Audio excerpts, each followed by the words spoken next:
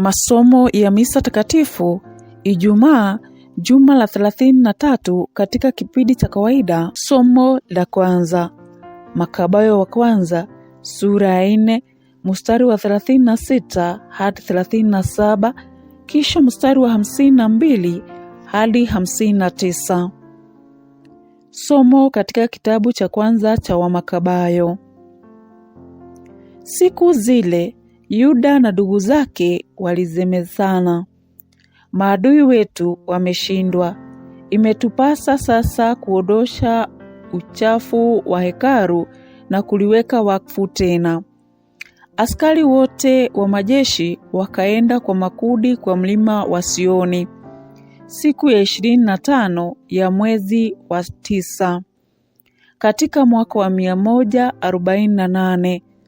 Walitolea sadaka kama ilivyoamriwa katika sheria juu ya altari mpya ya sadaka za kuteketezwa walioijenga.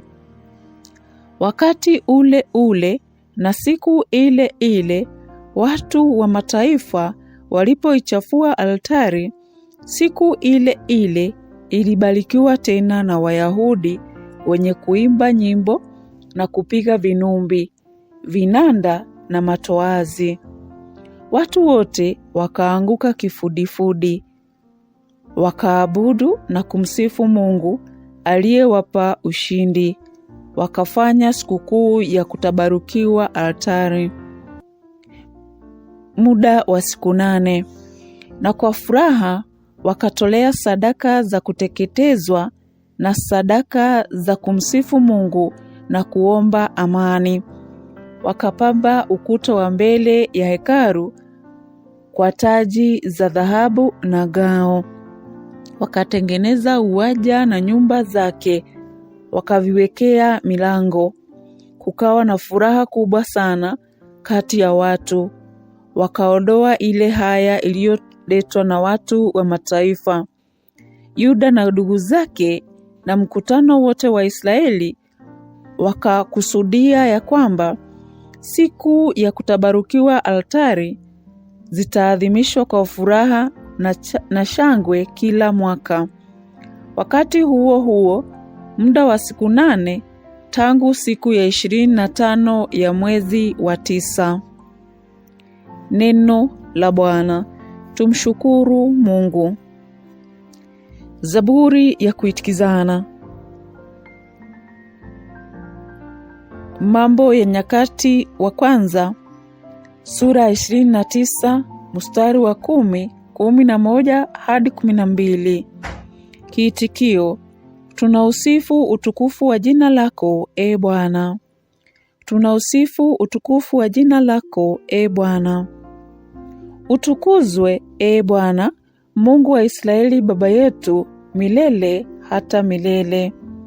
Tunausifu utukufu wa jina lako, e Bwana.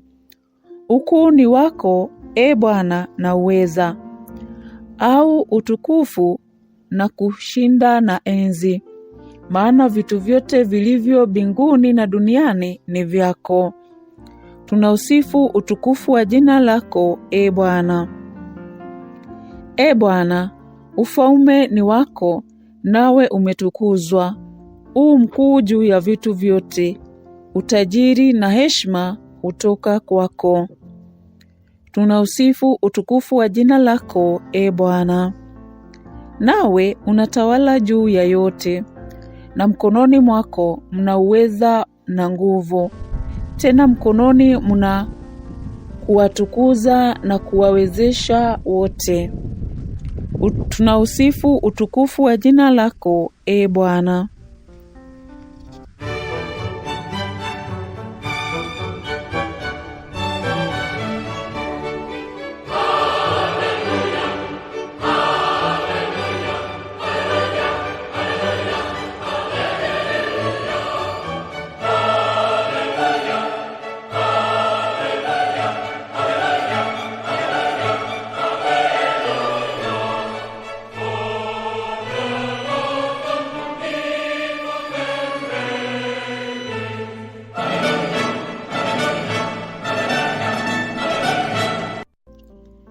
Kondoo wangu husikia sauti yangu, asema Bwana, nami nawajua, nao wanifuata.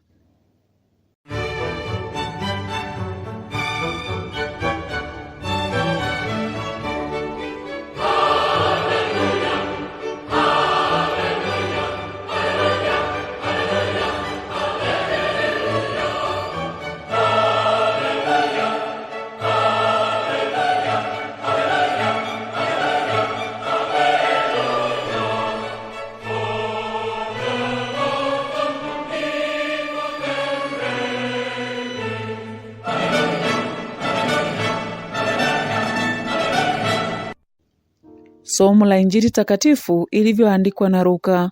Utukufu kwako e Bwana. Luka sura 19 mstari wa 45 hadi 48. Wakati ule Yesu aliingia hekaluni, akaanza kuwafukuza wenye kuuza humo. Akawaambia, imeandikwa, nyumba yangu ni nyumba ya sala, lakini ninyi mmeifanya kuwa pango la wanyang'anyi. Akawafundisha kila siku hekaluni. Hapo makuhani wakuu na waandishi pamoja na viongozi wa watu wakatafuta nafasi ya kumwangamiza, lakini hawakuona njia ya kutimiza azimio lao, kwa sababu watu wote waliambatana naye na kumsikiliza. Injili ya Bwana. Sifa kwako e Kristo.